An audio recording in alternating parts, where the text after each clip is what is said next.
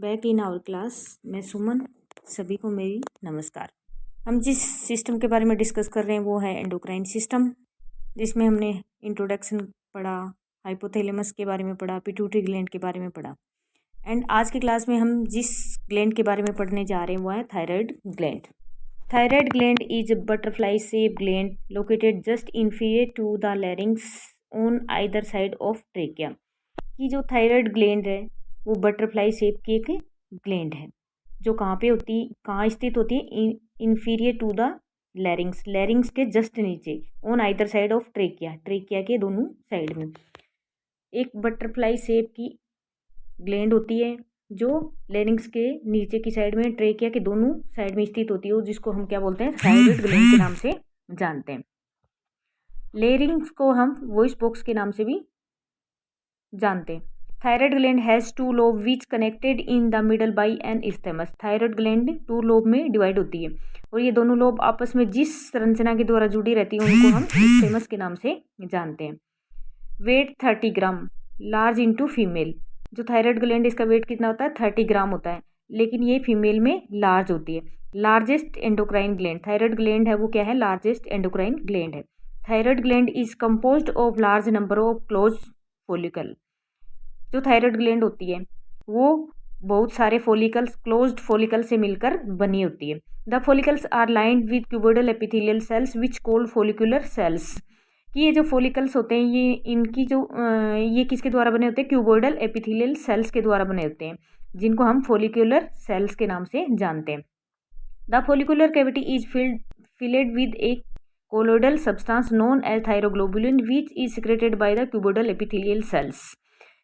कि जो ये फॉलिकुलर जो सेल्स होती है वो किसके द्वारा बनी होती है, क्यूबोइडल एपिथेलियल सेल्स के द्वारा बनी होती है। इनकी ये जो कैविटी होती है, फॉलिकुलर कैविटी, ये एक कोलोइडल सब्सटेंस के द्वारा भरी रहती है, जिसको हम थायरोग्लोबुलिन के नाम से जानते हैं। Thyroglobulin contain 140 molecule of amino acid tyrosine. कि थायरोग्लोबुलिन होता है वो 140 मॉलिक्यूल अमाइनो एसिड टायरोसिन के 140 मॉलिक्यूल से मिलकर बना होता है। In between the follicles the parafollicular cells और सी सेल्स आर सिचुएटेड। ये जो फॉलिकल्स होते हैं इनके बीच में एक दूसरी सेल्स पाई जाती हैं, जिनको हम क्या बोलते हैं, पैराफोलिकुलर सेल्स या सी सेल्स बोलते हैं। विच सीक्रेट कैल्सिटोनिन हार्मोन, जिनके द्वारा कौन से हार्मोन का सिक्रेशन किया जाता है, कैल्सिटोनिन हार्मोन का। थायराइड ग्लैंड एक बटरफ्लाई शेप की ग्लैंड होती है जो इन्फीरियर किसके होती है, लेरिंग्स के इन्फीरियर होती है और ट्रेकिया के दोनों साइड में होती है। थायराइड ग्लैंड का जो वेट होता है वो कितना होता है, 30 ग्राम वेट होता है। ये लार्ज होती है किसमें, फीमेल के अंदर। एंड ये लार्जेस्ट एंडोक्राइन ग्लैंड है थायराइड ग्लैंड। थायराइड ग्लैंड जो आपस में 2 लोब में डिवाइड होती है, जो आपस में किसके द्वारा जुड़े रहते हैं, इस्थेमस के द्वारा जुड़े रहते हैं। थायराइड ग्लैंड में क्लोज्ड फॉलिकल्स पाए जाते हैं और ये क्लोज्ड फॉलिकल होते हैं वो किसके द्वारा बने होते हैं, क्यूबोइडल एपिथेलियल सेल्स के द्वारा। और ये जो क्यूबोइडल एपिथेलियल सेल्स होती हैं इनके द्वारा एक में सब्सटेंस बना रहता है जिसको थायरोग्लोबुलिन बोलते हैं। थायरोग्लोबुलिन किससे बना होता है, टायरोसिन अमाइनो एसिड के 140 मॉलिक्यूल मिलके किसको बनाते हैं, थायरोग्लोबुलिन को बुलाते हैं। इन सेल्स ये जो फॉलिकुलर सेल्स होते हैं इनके बीच में एक पैराफोलिकुलर सेल्स या सी सेल्स पाई जाती है, जिनके द्वारा कौन से हार्मोन का सिक्रेशन होता है, कैल्सिटोनिन हार्मोन का। नेक्स्ट हम पढ़ते हैं hormones of thyroid gland. Thyroid gland secret 3 hormones. Total कितने हार्मोन सीक्रेट करती है, 3 हार्मोन सीक्रेट करती है, जिसमें हम कौन कौन से हार्मोन इंक्लूड करते हैं, ट्राईआइडोथायरोनिन या T3 हार्मोन जो 10% सीक्रेट होता है, T4 हार्मोन टेट्राआइडोथायरोनिन और थायरोक्सिन हार्मोन जो 90% सीक्रेट होता है, एंड लास्ट वन कौन सा होता है, calcitonin hormone. T3 and T4 together cold thyroid hormone. T3 और T4 को मिला के हम कंबाइंड करके कौन सा हार्मोन बोलते हैं, थायराइड हार्मोन बोलते हैं। Iodine is essential for formation of T3 and T4। T3 और T4 के फॉर्मेशन के लिए किसकी जरूरत होती है, आयोडीन की। 1 milligram of iodine is require per week. एक वीक में 1 मिलीग्राम आयोडीन की रिक्वायरमेंट होती है। और 150 माइक्रोग्राम पर डे, एक दिन में 150 माइक्रोग्राम आयोडीन की जरूरत होती है और एक वीक में कितनी होती है, 1 मिलीग्राम आयोडीन की जरूरत होती है। When supply of iodine is deficient, अगर आयोडीन की सप्लाई कम हो जाती है, डेफिशिएंट हो जाती है, excess TSH is secreted which cause enlargement of gland called simple goitre. अगर थायराइड हार्मोन की आयोडीन की डेफिशिएंसी होती है तो उसकी वजह से क्या होता है कि T3 और T4 हार्मोन कम बनते हैं। अगर ये दोनों कम बनते हैं तो टीएसएच हार्मोन पिट्यूटरी ग्लैंड के द्वारा जो टीएसएच हार्मोन का सिक्रेशन होता है वो बढ़ जाता है, और वो बढ़ने की वजह से ये ग्लैंड थायराइड ग्लैंड लार्ज हो जाती है, जिसको हम क्या बोलते हैं, सिंपल गोइटर डिजीज के नाम से जानते हैं। Common table salt is iodised. Common table salt होता है वो आयोडाइज होता है किसके द्वारा, 1 पार्ट ऑफ सोडियम आयोडाइड के द्वारा, 1 part of sodium iodide which every 1 lakh part of sodium chloride की 1 लाख सोडियम क्लोराइड का 1 पार्ट किससे बना हुआ होता है, सोडियम आयोडाइड के द्वारा। नेक्स्ट हम पढ़ते हैं फंक्शन ऑफ थायराइड ग्लैंड की थायराइड ग्लैंड के क्या क्या फंक्शन है। T3 and T4 are essential for physical growth and mental development की T3 T4 हार्मोन हमारी फिजिकल ग्रोथ और मेंटल डेवलपमेंट के लिए आवश्यक होते हैं।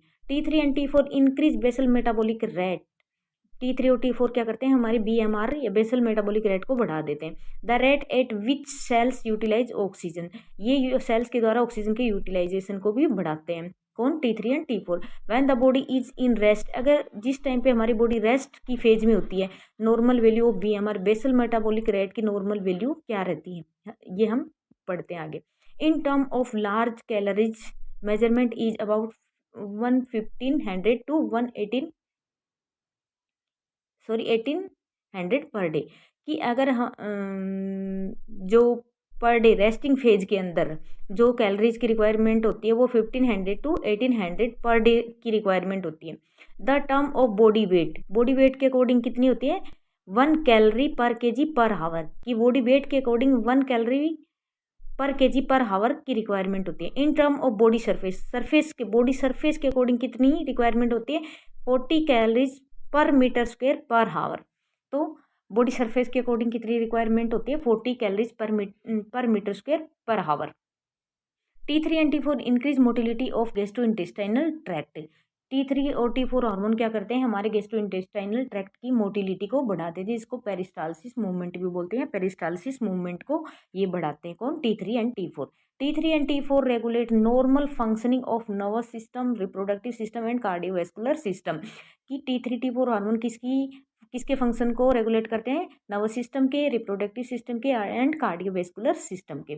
T3 and T4 enhance action of adrenaline and nor adrenaline, कि T3 T4 हार्मोन है वो एड्रेनलिन और नोर एड्रेनलिन हार्मोन के एक्शन को बढ़ा देते हैं। Which cause increase heart rate and blood pressure, जो क्या करते हैं, हार्ट रेट, जिसके कारण हार्ट रेट बढ़ जाती है और ब्लड प्रेशर भी बढ़ जाते हैं। ये फंक्शन थे किसके, थायराइड हार्मोन के। थायराइड हार्मोन क्या करता है, फिजिकल ग्रोथ और मेंटल डेवलपमेंट के लिए जरूरी है। ये BMR को बढ़ा देता है, ऑक्सीजन की सेल्स के द्वारा ऑक्सीजन यूटिलाइजेशन को बढ़ा देता है। नॉर्मल फेज में जो रेस्टिंग फेज होती है हमारी बॉडी की, उसमें नॉर्मल जो कैलोरीज है वो कितनी रिक्वायरमेंट होती है, 1500 to 1800 पर डे रिक्वायरमेंट होती है। बॉडी वेट के अकॉर्डिंग कितनी होती है, 1 कैलोरीज पर केजी पर हावर होती है। एंड बॉडी सरफेस के अकॉर्डिंग कितनी होती है, 40 कैलोरीज पर मीटर स्क्वायर पर हावर होती है। T3 और T4 गैस्ट्रोइंटेस्टाइनल जो ट्रैक्ट है या जो पेरिस्टालसिस मूवमेंट है GIT के, उनकी मोटिलिटी को बढ़ाता है। T3 T4 और क्या करता है, नर्वस सिस्टम, रिप्रोडक्टिव सिस्टम और कार्डियोवैस्कुलर सिस्टम के फंक्शन को भी रेगुलेट करता है।